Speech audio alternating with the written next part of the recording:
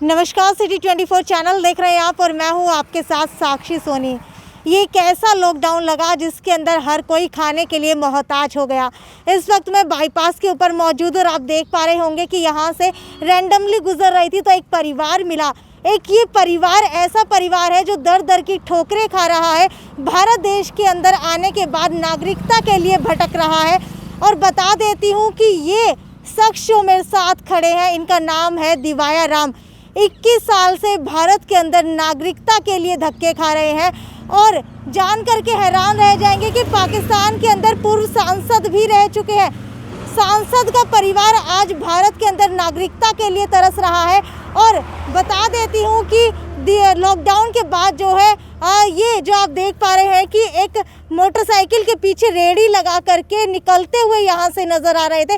तभी मेरी नज़र इनके ऊपर पड़ी तो सोचा आप लोगों को भी इनकी ज़ुबानी सुनवाया जाए कि आखिरकार कैसी इनको परेशानी आ रही है, कैसे एक देश का सांसद, जी हाँ, एक देश के अंदर, पाकिस्तान के अंदर पूर्व सांसद रहे एक व्यक्ति जो अब भारत के अंदर ठोकरें खा रहे हैं। ऐसा क्या हुआ कि आज ये यहाँ पर इस रेडी को कुल्फ़ी बेचने के लिए मजबूर हो गए हैं। दिवाया राम जी, मुझे ये बताइए सबसे पहले कि ऐसा क्या हुआ, आप एक समय के अंदर सांसद रहते हुए भी अब जो है कुल्फ़ी बेचने को मजबूर हो चुके हैं। देखो जी, सबसे पहले तो मैं आपका धन्यवाद करता हूँ। जो पत्रकार मेरे को मिलते हैं, महान पत्रकार मिलते हैं, मेरे विषय को उठाते हैं। जो थोड़ा कि मेरी आत्मा दुखी हो रही है वो पीछे बात याद आती है। यहाँ मैं दुखी नहीं हूँ, पाकिस्तान की बात जो याद आती है ना, फिर आँख हम आंसू आ जाते हैं। तो यह नागरिक मिली नहीं, 21 साल हो गए। महान पत्रकार आते हैं, बहुत बढ़िया बढ़िया खबर लगा देते हैं, सेंट्रल गवर्नमेंट तक चली जाती है, वहीं की वहीं घूम फिर के वो कहता है फतेहाबाद वाला करेगा, डीसी कहता है एसपी करेगा, एसपी कहता है मुख्यमंत्री करेगा। वहाँ 21 साल से भटक रहे हैं। तो जो लॉकडाउन लग रहा है, बीमारी आ रही है, महामारी है, मैं भी सहमत हूँ, इसके ऊपर अपना मुंह लपेट रखा है। बच्चे साथ ही वास्ते ले आऊँ जो रेडी पे 5 रुपये 10 रुपये वाली कुल्फ़ी बेचता हूँ, किसी फैक्ट्री वाले की, मेरी खुद की नहीं है। वहाँ से कुछ पैसा लेके अपना गुजर बसर करता हूँ। अब गाड़ी करता किराए की तो 4-5 हज़ार रुपया लगता, मेरे पास इतना पैसा ना था। मैं अगर चलो इस रेडी में 1000 रुपये बाद तेल लग जाएगा, 3-4 दिहाड़ी तो ख़राब होएगी। चलो भी सकी पोती है, गाँव मदीना में शादी है, सकी पोती है, तो उसकी शादी पे जा रहा हूँ। तो आप मेरे को दर्शन दिया, आपका मैं आभारी हूँ। बहुत बहुत आपका धन्यवाद। इस रोड के ऊपर मेरे को ना परमात्मा मिला था। ये बताइए कि 21 साल हो चुके हैं भारत के अंदर, एक समय में पूर्व सांसद रहे, अब भारत की नागरिकता क्यों लेना चाह रहे हैं? हम इसके लिए लेना चाहते हैं जी, मैं लड़कों की शादी कर दी जी, पोतियाँ जवान हो गई, अब साथ में एक बेटी है यहाँ पैदा हुई, उनकी शादी करांगा, कोई कणक नहीं मिलती, कोई हमको किसी किस्म की आज दिन तक सुविधा सरकार के थ्रू नहीं मिली। तो अब हमको इस देश की नागरिकता मिल जाएगी। मैं हिंदू हूँ, वहाँ हिंदू मुसलमान होता, कोई गलत सोच विचार होता, वहीं कलमा पढ़ लेता, वहीं गाय का मीट खा लेता, वहीं 25 किले ज़मीन ना छोड़ता, सारा कुछ। पाकिस्तान के अंदर आपकी 25 किले ज़मीन है, के नाम की 25 किले ज़मीन आज भी पड़ी है। मेरा उस पत्थर के ऊपर नाम मिलेगा दिवाया राम, मेरे दादे का नाम मिलेगा। वो समाधि है बीच के, वो भी उनने खोस ली। सिर्फ इस कारण मेरे को वो काफिर बोलते थे। मैं वहाँ कलमा नहीं पढ़ी, मैं वहाँ की गाय का मीट नहीं खाया। मैं यो नहीं कहता भाई मुसलमान का कर्म गलत है, माड़ा है, वो उनकी बात है। अच्छा ठीक है, आप काफिर शब्द का इस्तेमाल कर रहे हैं, इसका मतलब क्या होता है? इसका मतलब जो होता है, जैसा आदमी टट्टी करके आता है ना तो हाथ नहीं धोया होता, उसको हिंदू धर्म के भीतर पता नहीं क्या कहते हैं भाई, पानी के साथ धो लो, माटी के साथ धो लो, भाई सुच्चा हो जाएगा। वो कहते हैं भाई हम तो सुच्चे हैं, जो हराम है, जो बेकार है, टट्टी तो बिना बेकार है जो। वो इसकी से हमको, जो मैं पार्लियामेंट का सदस्य बना, एमपी बना, तो वहाँ उसका शब्द क्या है आपको पहले बताई भाई, अकलियत। अकलियत का मैना उर्दू का क्या है भाई, हमारे से अलग है। अरे जब है अलग, फिर वहाँ अब मैं तो 21 साल हो गए झेड़ला जा भी झेड़ रहा हूँ। वहाँ की इतनी लड़की पीछे वहाँ उठा ली मुसलमानों ने। सुबह सिंध का क्या हालात है, जो गुरुद्वारा है ननकाना साहब का, वहाँ की पाठी की लड़की उठा ली, वो वापस नहीं हुई आज दिन तक। अच्छा। मेरे से कैसी कैसी बात पूछते हो? मैं कोई घुसपैठिया नहीं हूँ, मैं हकीकत कह रहा हूँ। मैं हिंदू धर्म, मैं यो नहीं कहता भाई मेरा धर्म सच्चा है, मुसलमान का गलत है, वो उनका कर्म है। मैं यो कहता हूँ भाई मेरे पे इतना वहाँ जुल्म होया, इधर ही तो वही जुल्म हो रहा है, दर दर भटक रहा हूँ। कोई ठोकर मारता है तेरे को मोदी साहब ने, तेरे को गृह मंत्री अमित शाह ने, तेरे को JP नड्डा साहब ने वहाँ लोई उठा दी, तेरे को खेस डला दिया, तेरे को माला डलवा दिया। यहाँ तेरे को मिल क्या रहे हैं? दिन रात तेरे बच्चे भटक रहे हैं, तेरे पास कणक तेरे को नहीं मिलती कोटे की, कई चीज़ की सुविधा नहीं है। फिर भी मैं कहता हूँ जी कोई बात नहीं, मैं मर जाऊँगा, यहाँ दागता दिया जाएगा, गाँव वाले लोग दागता दे देंगे, वहाँ दफनाते हैं। बच्चे पढ़े लिखे हैं, जो बच्चा है BA कर रखी है इसने, जो नौकरी इसको नहीं मिली, इसके थोड़ा दिमाग के ऊपर वही बात आ गई। तो बस वो जो है ठीक है, हमारा कर्म है यहाँ की। मैं आपके आगे भी निवेदन कर रहा हूँ, सरकार के आगे भी निवेदन करता हूँ, हाथ बांध के बेनती करता हूँ। तो मेरे को यहाँ की सुविधा मिलनी चाहिए। मेरे को यहाँ देश की सरकार अगर मेरे पे कोई शक करती है तो मैं कहता हूँ मेरी एक एक शब्द, एक एक बात उसको लिख के रख दे, CID करे, मैं नहीं रोकता उसको। मेरे को यहाँ की नागरिक मिलनी चाहिए। ठीक है, अक़लियत का मतलब होता है एक रिजर्व्ड कैटेगरी, जिसके अंदर कहीं पर भी मुसलमान उस सीट से नहीं लड़ सकते। वो सीट जो है हिंदू के लिए रिजर्व होती है, उसके तहत ही ये जो है चुनाव लड़ रहे थे, उसके बाद सांसद बने थे। कौन से सन के अंदर आप सांसद बने थे और किसकी सरकार के अंदर बने थे? सन मेरे को याद नहीं।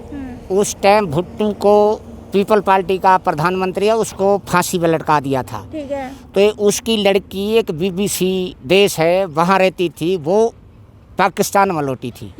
तो उसने जैसा जहाँ भी लीडर आते हैं पार्टीबाजी की घोषणा करते हैं, तो उस ज़िले के भीतर आई। उसने कहा जो यहाँ का अक़लियत रह रही है तो उनको अधिकार है, वो अपना MLA MP या कोई मेंबर किसी तरीके का चुनाव लड़ सकता है, उसके मुकाबले में मुसलमान ना खड़ा होगा, उसको कोई दिक्कत नहीं है।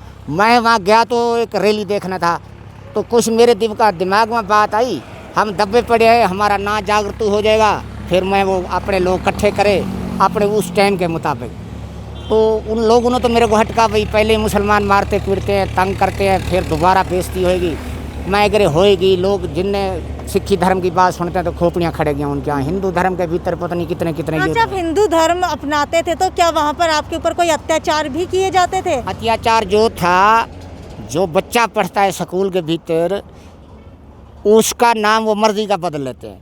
ठीक है। मेरा जैसा लड़का गोपी चंद था, कोई सिकंदर लाल था, स्कूल में जाते थे, किसी का नाम नज़ीर अहमद लिख दिया, मेरा नाम जो था देशराज था घर का, देवाराम बोलते थे। जब वो वोट कार्ड बना तो मैं लिखाने लगा, मैं क्या मेरा नाम ना देशराज लिखो। तो वो जो वहाँ का प्रशासन था लिखने वाला, उसने क्या, मैं तो नहीं लिखता। मैं क्या बात हो गई कि मेरे को इस नाम का जोड़ नहीं बनता। मेरे दिमाग में ही बात जो आई, भाई जो हिंदू के ऊपर चढ़ खा रहे हैं, अच्छा मैं क्या ऐसा करो तुम देवाराम लिख दो। उसने कहा भैन चो देवाराम कहाँ खड़ा कर दिया तू, काफिर वाला नाम रखता है, तू तो पागल हो रहा है। मैं कहा जी मैं तो अब नाम बता दिया, आपकी मर्जी है। वो चुप करके उठ के चला गया। जब वोट कार्ड बन के आया तो उस पर लिखा हुआ था अल्लाह दिवाया। अच्छा, यानी कि दिवाया राम की जगह अल्लाह दिवाया लिख दिया गया था। हाँ जी जी जी, लिखना तो दिवाया राम था या देवा राम था, देवा राम था, उसने अल्लाह के ऊपर जोड़ बना दिया, अल्लाह दिवाया। तो जैसा जहाँ सिंह लगता है, जहाँ राम लगता है, चंद लगता है, वहाँ अधिकार नहीं है। मैं कहता हूँ पाकिस्तान को छोड़ो, मैं पेंडा छुड़वा के आ गया। यहाँ का निवेदन करता हूँ हाथ बांध के, धरती माता से लाके आसमान तक जो प्रशासन है, जो संगठन है, कांग्रेस पार्टी है, BJP है। आपने अभी कहा कि पाकिस्तान के अंदर लड़कियां उठवाई जा रही थी, इसके बारे में क्या बताना चाहेंगे? इसके बारे में जो बता रहा हूँ, एक तो खुद मेरे जब मैं बना उस टाइम लड़की उठा ली उन्हें, वो वापस ना हुई। उससे बाद में जैसा आपकी खबर आती है वहाँ भी खबरें चलती हैं। अच्छा, ये उठवाता कौन है, क्या आपको पता है इसके पीछे कौन है? किस तरीके से जो है लड़कियों का जो तस्करी होती है, क्या तस्करी के लिए उठाई जाती है? जो जी मैं आपको समझाऊं, मैं पढ़ता तो कुफर में, क्या पता है मेरे को नागरिक भी सरकार इस बात में नहीं दे रही है, जो एक आगू बना के छोड़ रखा है। तो जो मुसलमान का धर्म है, मैं धर्म को माड़ा नहीं कहता, अपना धर्म कहते हैं, वो इस्लाम कहते हैं। वो कहते हैं भाई मुसलमान, एक आदमी को मुसलमान कर दो ना, 70 हूर मिलेगी आगे अगले जन्म में, मरे से बाद, तो सीधा ही आदमी स्वर्ग में जाएगा। वो कहते हैं जन्नत मिलेगा। वो लड़की इस वास्ते उठाते हैं, वो जन्नत लेने के लिए। जो आतंकवाद बन के आता है वो हिंदू को मारने के लिए आता है, वो कहते हैं हम अगले जन्म जाके ना 70 हूर ले आएगा। उनको शिक्षा उल्टा पढ़ाई जाती है। जो मदरसा है, जिसको स्कूल कहते हैं, भारत के भीतर ही मदरसे हैं, वहाँ हिंदी नहीं है। आपकी बेटी और पत्नी अभी साथ में मौजूद है, इनकी बात की जाए तो इन्होंने जो अपना फेस है, मुंह है जो ढका हुआ है, तो क्या पाकिस्तान के रीति रिवाज अभी भी आप लोग अपनाते हैं? नहीं, वहाँ तो पर्दा करते हैं, हम हिंदू हूँ, पर्दा नहीं है। यहाँ जो भारत सरकार ने एक लॉकडाउन कर रखा है, भाई मुँह के ऊपर कपड़ा रखो, वो इस खातिर भाई वो जो हारी बीमारी है नहीं है, वो मेरे को नहीं पता, मैं डॉक्टर नहीं हूँ। तो जो देश की यहाँ अब रवैया चल रहा है, आप भी पत्रकार है, मुँह ढक रखा है, तो हम भी इस खातिर ढक रखा है और हमको पर्दा नहीं कर रखा हमने, हम हिंदू हूँ। वो बीमारी के तहत हमने मुँह ढक रखा है। भाई दूसरे लोगों को भी जो ही कहते हो, भाई अपना परहेज रखो, मुंह ढक के रखो, 10-5 फुट पे दूरी पे रखो।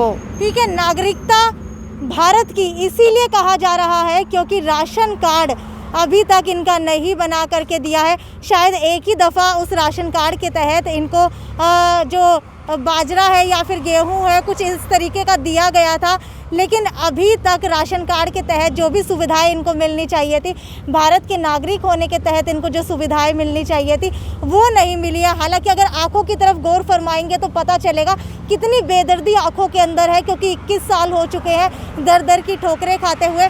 मुझे ये बताइए, इतनी बेटियां हैं आपकी, 6 से 7 बेटियां शायद आप बता रहे थे। 7 बेटे हैं, 3 बेटी है। 5 बेटों की शादी कर दी, 2 बेटी की शादी कर दी, उनके बेटियां बेटी हो गए आगे। एक बेटी लास्ट जो मेरे साथ में खड़ी है, मैं तो बेटे के समान मानता हूँ। मेरे घर में जब पैदा हुई थी, मैं इसको दर्ज कराने गया था एसपी साहब के पास, रोहतक के भीतर। उसने कहा फिर तो मुसलमानों वाला काम कर दिया। मैं कह जी, जो बिटिया है, लड़की है, कन्या घर में पैदा हुई, तो इसके थ्रू मेरे को नागरिक मिलेगी। फिर वो हंस पड़ा, उसने कहा आप तो समझदार है, मेरे को इतनी बात का पता ना था। तो जो लास्ट बेटी है, इसकी भी शादी करनी है, जहाँ किस्मत में है वो हो जाएगी शादी। कैसे करवाएंगे शादी? शादी आप जैसे लोग पत्रकार हैं, महान पत्रकार हैं, आप भी मेरा संजोग करोगे, सरकार जब करेगी, सरकार भी करेगी, शादी हो जाएगी। करनी तो भगवान है। मैं तो जो कुल्फी बेच के 5 रुपए वाली गुजारा कर रहा हूँ, इनका पेट पाल रहा हूँ, आपका पेट पाल रहा हूँ, मैं नहीं पाल रहा हूँ, देने वाला वही है। मैं अपना थोड़ा हाथ पैर हिला रहा हूँ। कितना दुख हो रहा है कि भारत का होते हुए भी भारत की नागरिकता अभी तक हासिल नहीं हुई। सुखी तो मैं इस बात पे हूँ भी मेरा धर्म बच गया। दुखी तो मैं पाकिस्तान से यहाँ ज़्यादा हूँ। वहाँ मेरे को किसी चीज़ का दुख ना था, एक ही दुख था, जो शब्द काफिर का बोलते थे ना, उसके ऊपर मेरे को आत्मा जो मेरी ना खुश ना थी। और मेरे पास वहाँ गेहूँ थे, गाय थी, भैंस थी, धन था, सारा कुछ था। एक ही चीज़ मेरी वहाँ ना बचने वाली थी, जो हिंदू धर्म कहते हैं उसको। क्या वहाँ पे किसी का भी हिंदू धर्म नहीं बचता, या सिर्फ आपके साथ ही ऐसा किया जा रहा था? देखो जी, आज की भी मेरे को 21 साल हो गए। मैं तो कहता हूँ मेरे को प्रशासन यहाँ का उसके साथ आने जाने करते हैं, प्रधानमंत्री जाते हैं, मेरे को साथ बिठा के ले जाएं जिम्मेवारी के ऊपर। मैं घर उठा के निकाल के दूंगा। भाई कितना जुल्म हुआ मेरे से बाद। जो जितने लोग हैं सुबह सिंध के भीतर बेटियां उठा लेते हैं, उनको ज़मीन की खेती करती हैं, उनको कोई राशन पानी नहीं मिलता। दिल्ली के भीतर मेघवाल जाती है, दूसरे है, कम से कम जैसा मैं यहाँ देख रहा हूँ तो 2-2.5 लाख आदमी आ रहे हैं। हरियाणा के भी भीतर 90 आदमी तो मेरा है, छोटा बड़ा। कुछ सरसा इलाहाबाद के भीतर है 700-800 लोग। नागरिक सबको मिल रही है, मेरे को नहीं समझ आ रही भी मेरे को क्यों लटका रहे हैं प्रशासन। मेरे में क्या कमी है? अगर कोई कमी है, कोई शक है तो मेरे को सज़ा दे दें, मेरे को नागरिक दे। मेरी थोड़ी उम्र रहेगी, 75 साल उम्र थोड़ी नहीं होती। 75 साल के आप हो चुके हैं? जी। तो मैं कहता हूँ यहाँ की मेरी लास्ट ख्वाहिश जो है, मेरे को यहाँ भारत की नागरिक मिली जाए। तो मैं यहाँ कोई MP या MLA की सीट अगर है मेरी किस्मत में तो लड़ के खड़ा हो जाऊँगा। तो मैं इतना खुश हूँ। अभी भी मैं MP हूँ, वहाँ तो कागजू में था, यहाँ मेरे को भारत सरकार ने मान सम्मान कर दिया, स्टेट में बिठा दिया। JP नड्डा साहब ने बहुत खुश करा, वहाँ चेन्नई बुला लिया। ठीक है, भारत की बात की जाए तो भारत के अंदर नागरिकता के लिए हालांकि बड़े बड़े दावे तो किए जा रहे हैं, लेकिन अगर धरातल की बात की जाए तो धरातल के ऊपर अभी तक इनके साथियों को नागरिकता मिल चुकी है, लेकिन इनको नागरिकता नहीं मिल रही है। हालांकि इनकी बेटी भी साथ में मौजूद है, उनसे भी जानने की कोशिश करेंगे। मुझे ये बताइए कि इतने सालों से आप यहाँ पर रह रही हैं, तो क्या मन के अंदर आता है कि हिंदू होने के बावजूद भी अपने ही देश के अंदर, अपने ही धर्म के अंदर मुझे अपनाया नहीं जा रहा? ये कि हालांकि मेरे पापा पाकिस्तान से आ चुके हैं, इतनी कठिनाई झेली है, यहाँ वहाँ से आने के बावजूद भी यहाँ पे उन्हें नागरिकता क्यों नहीं मिल पा रही। हालांकि हमारे पापा के साथ आने के जो आए हैं उनको सबको मिल चुकी है, पर हमारे पापा को कोई नहीं मिल रही। सबको सुविधा मिलती है, हमारे घर को नहीं मिलती। ये क्या वजह है? वजह भी बताए हमें, वजह किस वजह से नहीं मिल रही। आप ये बताइए, अपनी बेटी की शादी कैसे करवाएंगे? इस अगर रेडी के तहत 5 से 10 रुपए की कुल्फ़ी बेचते रहे लॉकडाउन के अंदर, वो भी बंद हो चुकी हैं, तो इस रेडी के ऊपर आप लोग खुद ही चल करके निकल पड़े हैं। ऐसी दुख के अंदर आप अपनी बेटी की शादी कैसे करवाएंगे? जो धर्म द्वारा धर्म द्वारा धर्म हाँ, क्या कोई उम्मीद लगती है अब भी सरकार तो से? मेरी पत्नी जो है ना, इतनी बेचारी नहीं बोल सकती। यहाँ के ऊपर हर आदमी नहीं बोलता। वो हाथ बांध के जो निवेदन कर रही है पत्रकारों के आगे भी, सरकार के आगे भी, भाई हमारा वारिस बनो, हमको सुविधा दो, हमारी बेटी लास्ट है, तो वो भी इस देश के भीतर कहीं पैर पे खड़ी रहेगी। CAA और NRC का कानून भारत सरकार ले आई है, सिटीजन अमेंडमेंट एक्ट, उसके तहत क्या लगता है कि आप लोगों को अब नागरिकता मिलने में और भी मुश्किल होने वाली है?